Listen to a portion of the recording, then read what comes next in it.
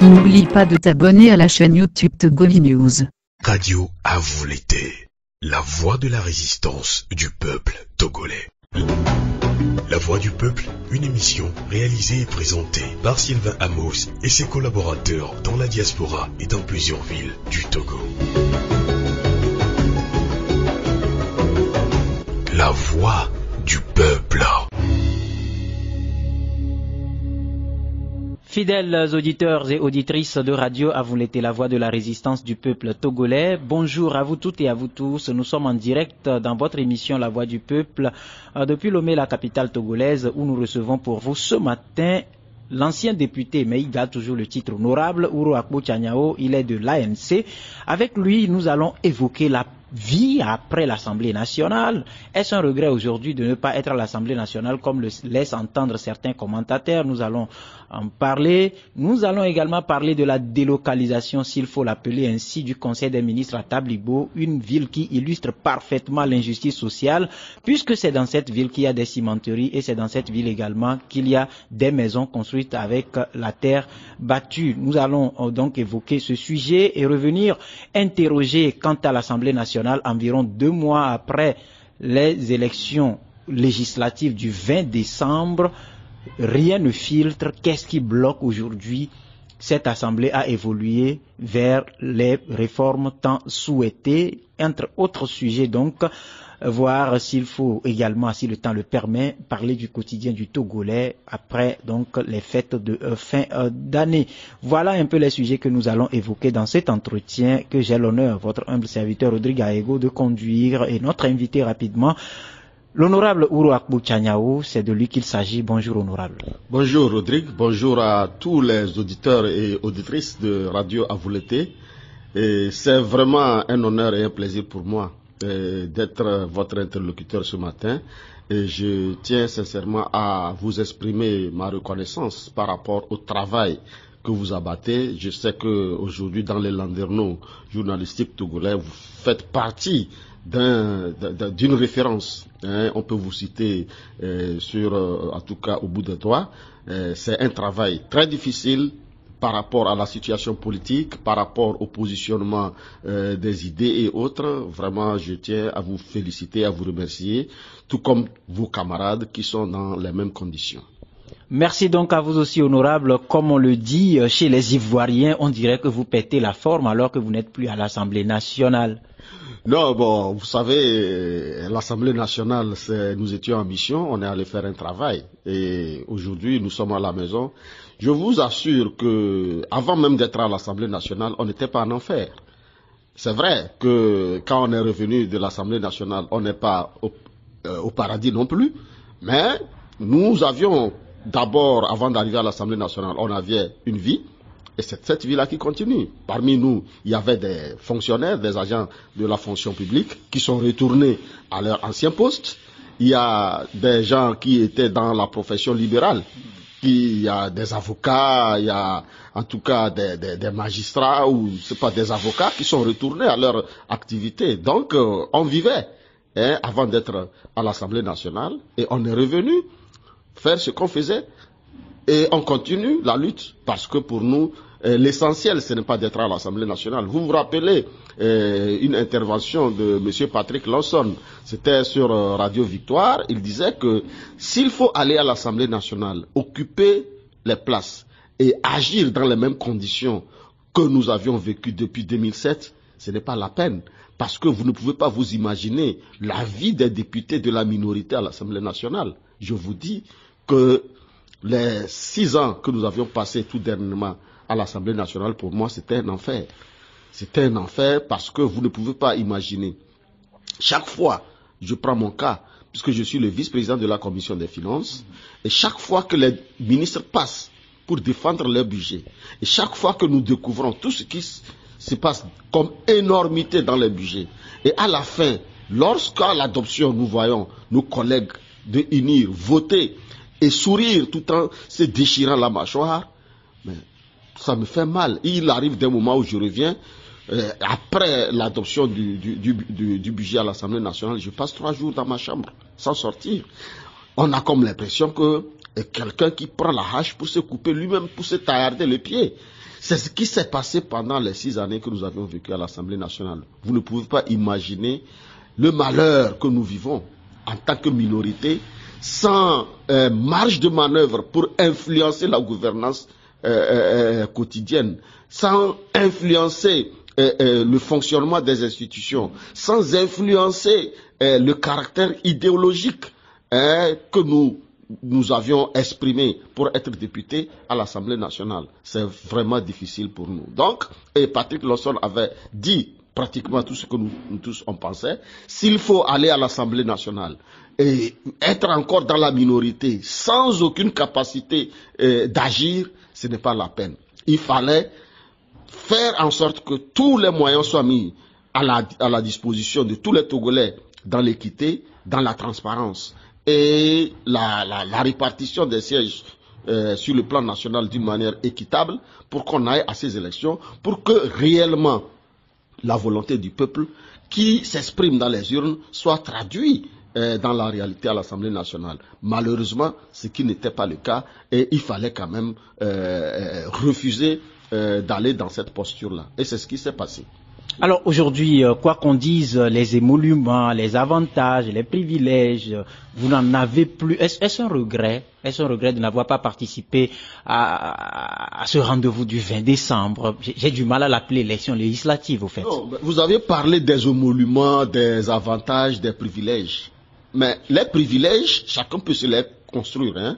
Les émoluments et autres, en réalité, ce n'était pas destiné à notre vie personnelle. Vous ne pouvez pas imaginer la vie d'un député. D'où nous venons. Je ne peux pas vous expliquer ce qui se passe chaque matin, ce qui se passe quand tu arrives dans ta localité.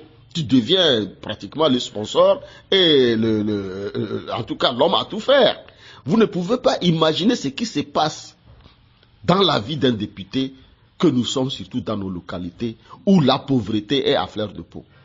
Et ça, nous tous, nous devons le regretter. Et ça ne devrait même pas l'être.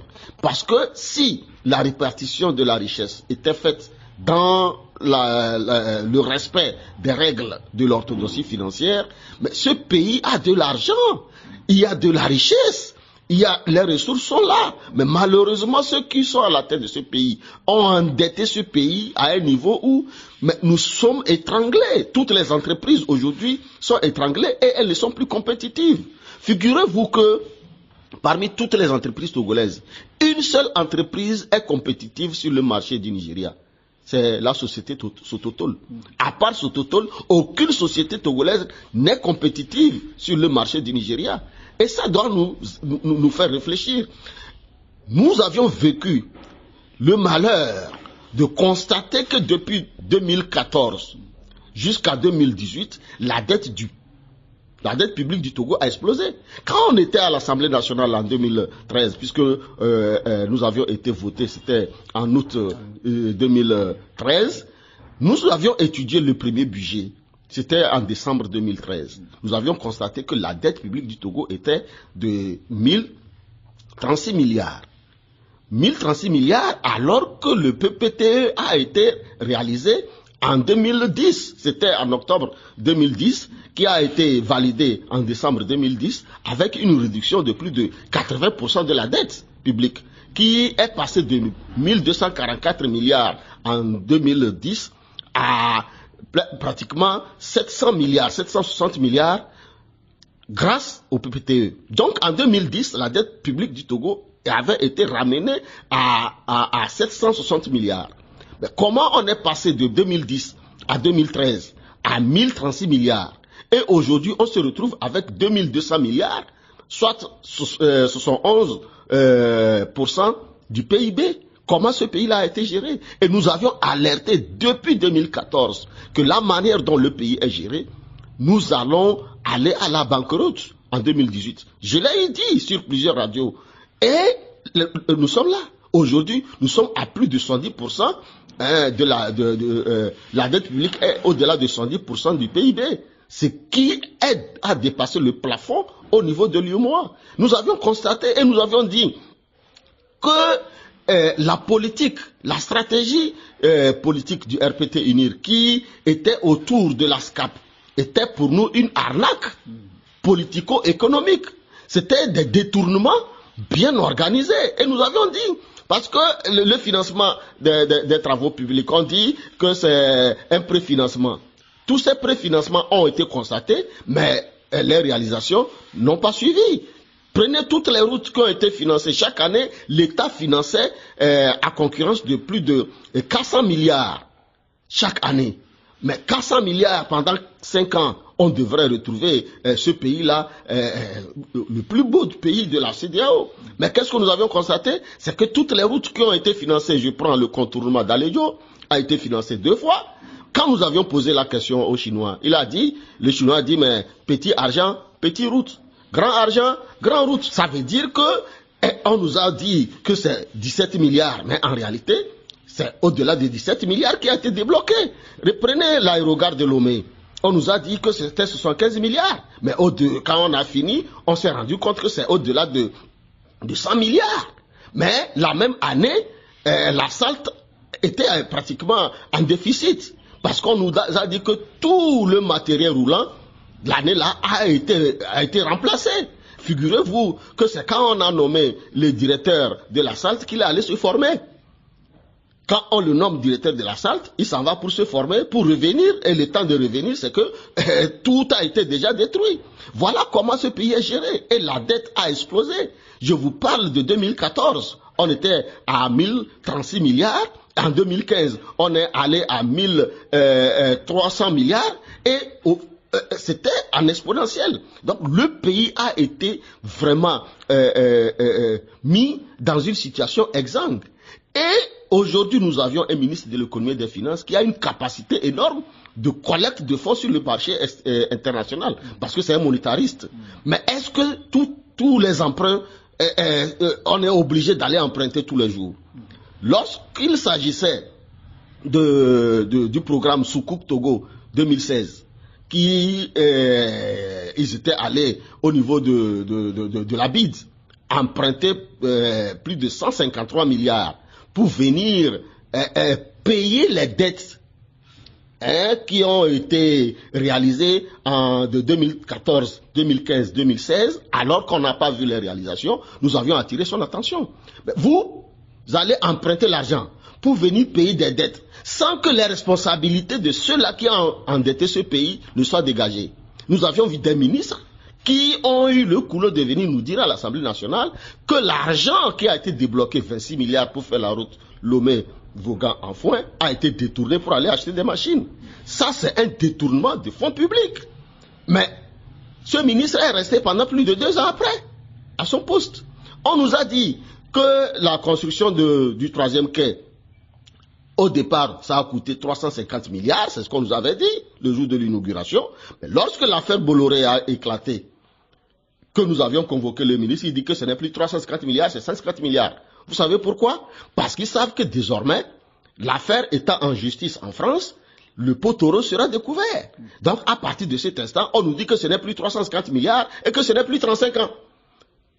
La durée, ce n'est plus 35 ans. Vous voyez? Donc, ça veut dire que c'est une gouvernance mafieuse qui est organisée dans notre pays, qui fait que les Togolais sont malheureux alors qu'il y a une minorité qui s'est accaparée de toute la richesse. Voilà pourquoi les gens pensent qu'être à l'Assemblée nationale, en tout cas c'est une fin en soi, être député c'est une fin en soi. J'ai vu un député qui a posté hier sa photo, il était assis sur une voiture RTG, il était assis fièrement, je dis mais ça c'est malheureux. C'est malheureux, on n'a pas besoin d'être député avant d'avoir une voiture celle-ci là. Et puis est-ce que c'est ça même le sens de la responsabilité du député? Donc en réalité, chaque fois moi je suis sidéré et interloqué quand les gens nous parlent des émoluments des députés à l'Assemblée nationale.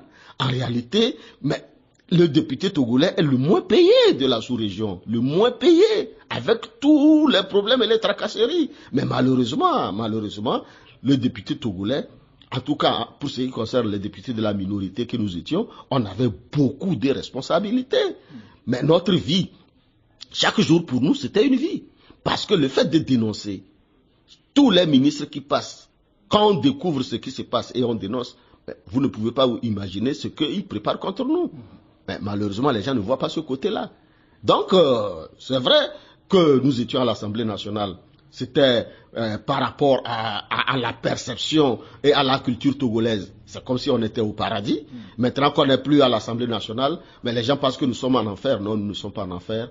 Et nous continuons de vivre comme on était. Parce que même quand on était à l'Assemblée nationale, on vivait comme on était dans le peuple, on était avec la population. On continue de vivre avec la population, avec les mêmes problèmes et avec l'espoir qu'un jour viendra que tous les Togolais vont accéder aux richesses du Togo. Alors, dans ce cas, puisque vous l'avez expliqué, en étant député, il y a des gens qui viennent forcément avec des ordonnances, avec des factures d'électricité, avec des arriérés de loyer et tout. Aujourd'hui, vous n'êtes plus député. Mais est-ce que ce n'est pas un poids de plus que vous êtes obligé de porter, puisque, quoi qu'on dise, les parents vont toujours défiler, puisqu'ils sont assujettis 6 années durant à cette façon de fonctionner? Vous avez pleinement raison, et ça n'a pas changé. Ça n'a pas changé. Il y a que, même hier, j'ai reçu au moins 2 personnes, il y a 2 femmes qui sont arrivées, que bon, c'est comme ça, l'enfant est à l'hôpital. Mais quand vous voyez la personne en train de vous parler, vous n'avez pas le courage de dire que vous n'en avez pas. Vous n'avez pas le courage de dire que vous n'en avez pas. Et bon, il faut faire ce qu'on peut. Il faut faire ce qu'on peut. Parfois, on est obligé de leur expliquer que, la situation n'est plus la même. Et j'ai eu à faire une intervention hier, avant-hier, sur une plateforme en milieu Kotokoli où j'expliquais la situation au niveau de la C14. Que en tout cas la rencontre qui se préparait au niveau de la C14 pour réorienter la lutte et voir la rationalité de tout, parce que désormais la C14, les partis politiques de la C14 seront astreints, parce que les députés qui étaient surtout les partis parlementaires qui cotisaient, qui alimentaient la caisse de ces partis-là, qui finançaient facilement, n'ont plus les mêmes moyens. Mais un jeune m'a critiqué sérieusement pour me dire que si on n'est plus député, on ne peut plus cotiser. Vous voyez la mentalité des Togolais. Parce que pour eux, être député, c'est qu'on est allé prendre des sous. C'est pour ça qu'aujourd'hui, je ne suis pas surpris de voir des gens dire que bon, tel a pris de l'argent, parce que pour beaucoup de personnes, c'est l'argent qui détermine tout. Alors que pour nous, ce n'est pas ça. Ce n'est pas ça. L'essentiel, c'est une question d'engagement, de détermination, parce qu'il faut aller de l'avant. Dans tous les cas, je pense que les gens vont comprendre au fur et à mesure que nous allons avancer. Quand c'est par rapport à ton chapeau qu'on va te demander le prix que tu portes. Alors, vous l'avez dit tantôt, et que dites-vous de vos collègues ou de vos remplaçants qui jubilent, qui semblent se retrouver au paradis, qui chaque jour que Dieu fait se font passer pour les, je dirais, des gens qui sont dans l'opulence totale, qui vivent sur une autre planète, oui, au cœur des fortunes ou du trésor perdu? Oui, mais ils vont se retrouver les pieds à terre très bientôt, parce que vous savez, c'est ça le zèle du débutant, et c'est tout à fait normal, parce que ils n'avaient pas les mêmes objectifs que nous, et il fallait voir de quel côté ils étaient. Ils savaient qu'ils étaient du côté du pouvoir, ils faisaient des choses avec le pouvoir, donc pour eux c'est la suite logique. Ils ne sont pas du côté du peuple. Ils ne peuvent pas comprendre le sens de la lutte que nous sommes en train de mener. Donc ils ne peuvent pas comprendre que être à l'Assemblée nationale, ce n'est pas une fin en soi. Au contraire, c'est une mission. C'est un sacerdoce. Ils ne le comprennent pas. C'est tout à fait normal. Mais le peuple sait de quoi il s'agit et le peuple sait qu'il ne peut rien attendre d'eux. À partir de cet instant, ce n'est pas la peine de regarder ce qui se passe là-bas. Alors, honorable Uruakpo Tchaniao, nous restons avec vous. La délocalisation du Conseil des ministres dans la ville de Tabligbo, si on peut le dire. Je sais que votre ère, l'Assemblée nationale avait aussi déplacé une session sur Kara. Aujourd'hui, c'est le gouvernement qui quitte sa maison pour aller se retrouver au sein des populations à Tabligbo. Quelle appréciation faites-vous de cette initiative de Faure Gnassingbé et son gouvernement? A priori, c'est une bonne chose. A priori, parce que normalement, il faut que la gouvernance, on doit être toujours proche du peuple qu'on gouverne, parce que, après tout, on doit lui rendre compte. La reddition des comptes. Mais je regrette que c'est à la fin de son mandat, et surtout au moment où on annonce sa candidature pour 2020, qu'on voit la nécessité d'aller, et où, à Tablibo, ville minière, dont on n'a rien fait pour arranger. J'ai été stupéfait et désarçonné quand j'ai constaté que c'est sur le stade qu'on a implanté les tentes. On a comme l'impression que c'est Kadhafi qui arrive. Parce que dans notre culture, au Togo, on ne travaille pas sous les tentes. Nous ne sommes pas des bédouins. Je suis vraiment stupéfait qu'après 50 ans, on n'a pas pu construire ne serait-ce qu'un seul hôtel qui puisse abriter les ministres pour un conseil des ministres. J'ai eu à poser la même question à l'Assemblée nationale. Lorsque nous avions délocalisé notre rentrée parlementaire, c'était en 2016 à Kara. J'ai posé la question, si c'était à Sokodé, on devrait rester où? À l'hôtel central. Mais à l'hôtel central, il n'y a pas une salle qui peut prendre plus de 90 députés avec les assistants parlementaires, avec tout ce que le fonctionnement de l'Assemblée nationale entraîne comme cortège et la population qui devrait venir assister.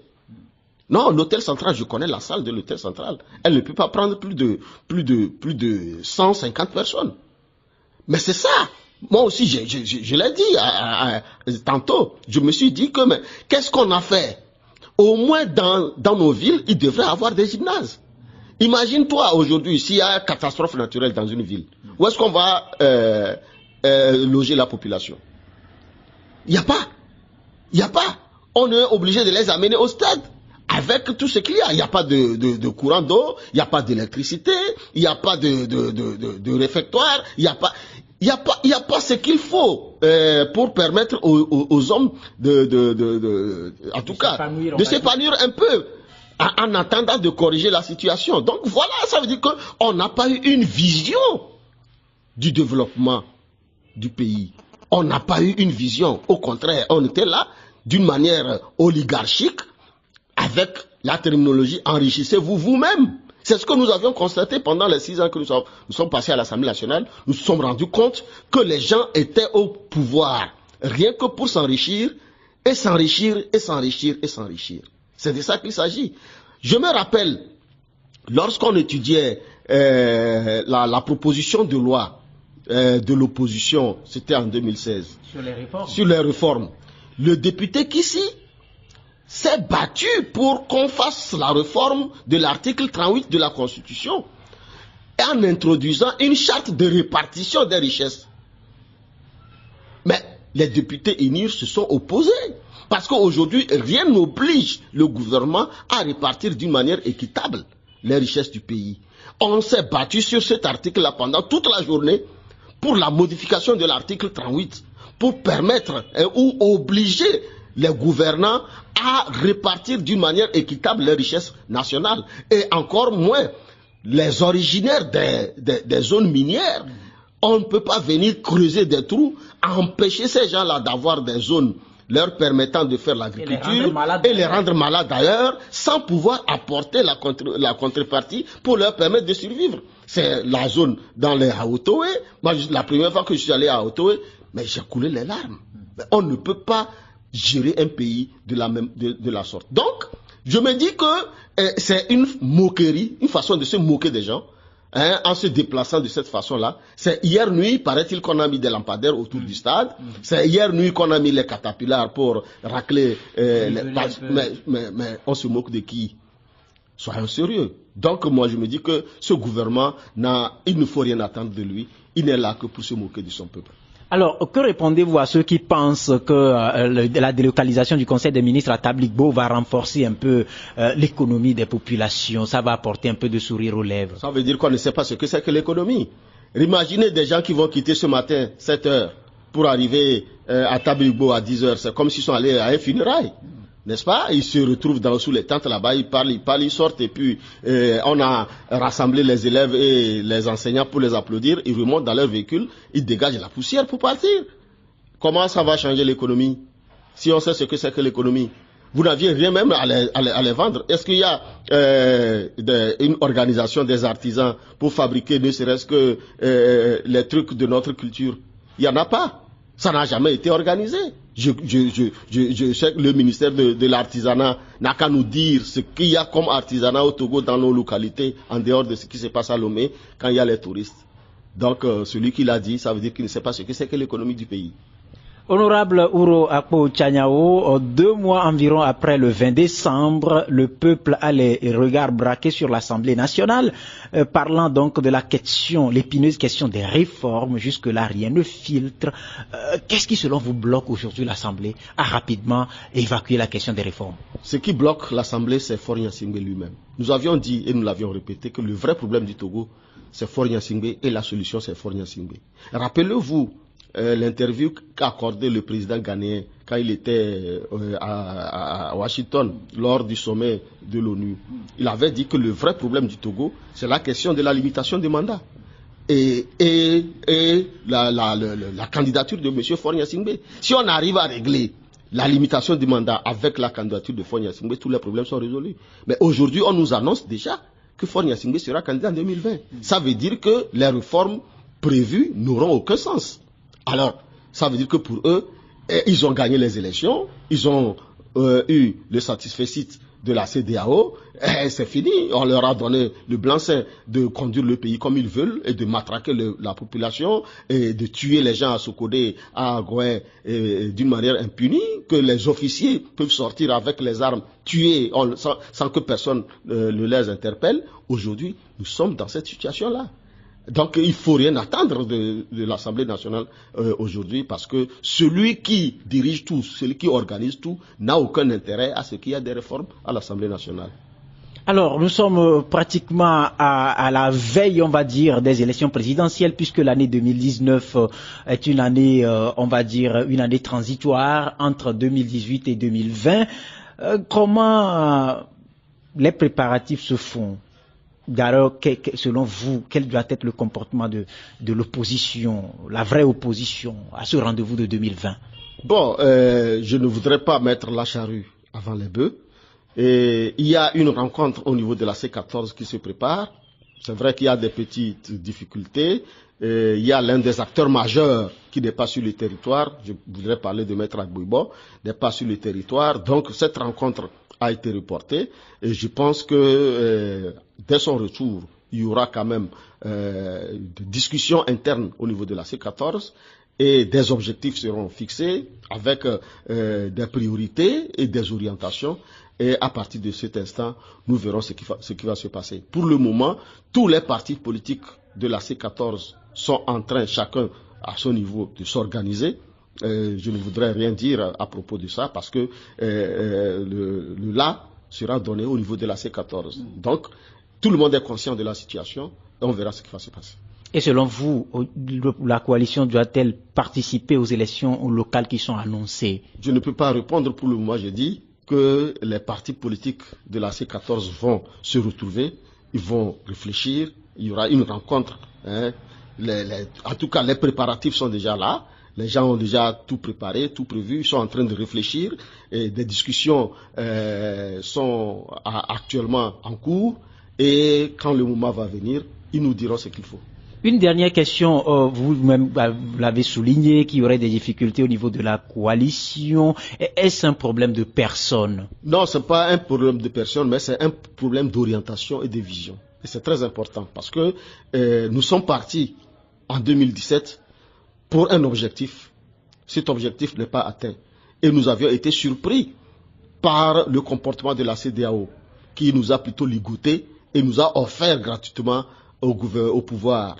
Et aujourd'hui, il faut maintenant revenir, intégrer tous ces éléments-là et comprendre la situation par rapport à l'environnement, par rapport au contexte, par rapport à la population, parce que nous avions été surpris le 20 décembre 2017 2018, comment la population a rejeté totalement le pouvoir RPT UNIR. À partir de cet instant, il y a des réorientations à faire, il y a une réorganisation de la lutte à faire, et à partir de cet instant, on comprendra. Et c'est tout à fait normal, parce que ça fait 14 partis politiques, chacun a sa vision, et il faut tenir compte de tout cela pour harmoniser les positions avant d'avancer. C'est tout à fait normal. Quand vous dites 14 partis, c'est avec le MCD ou bien c'est sans le MCD? Bon, le MCD s'est retiré de lui-même, c'est vrai, mais nous entendons des choses qui, parfois, ça fait sourire, mais dans tous les cas, il y a d'autres partis qui frappent à la porte. Et au niveau de la C14, ils ont décidé de garder le nom C14. Donc ça fait coalition de 14 partis politiques. Que ce soit 15 partis, 20 partis ou 10 partis, ça, le nom reste. Donc à partir de cet instant, il n'y a plus de questions à poser sur ce point-là. Honorable Uruakbo Tchaniaou, merci pour votre disponibilité. C'est à moi de vous dire merci par rapport à tout ce travail, comme je le disais tantôt, que vous faites pour permettre à la population togolaise d'avoir la vérité des uns et des autres. Merci donc à notre invité, merci à vous qui nous avez suivis. C'était donc votre émission La Voix du Peuple réalisée depuis Lomé, la capitale togolaise, avec au micro Rodrigue Aego qui a conduit donc cet entretien, votre humble serviteur. Nous avons évoqué tant de sujets, entre autres la délocalisation du Conseil des ministres à Tabligbo. Qu'est-ce que cela va apporter aux populations? En tout cas, vous avez suivi, et aussi 2 mois environ après les législatives. Pourquoi la question des réformes reste sur le tapis? Vous avez également suivi les explications de notre invité. Merci donc à vous toutes et à vous tous pour la fidélité d'écoute. Nos programmes continuent sur Radio Avoulété, la voix de la résistance du peuple togolais. Au revoir. La voix du peuple. La voix du peuple. La voix du peuple sur Radio Avoulété. Merci d'avoir regardé la vidéo, abonne-toi et partage la vidéo sur les réseaux sociaux, Facebook et WhatsApp.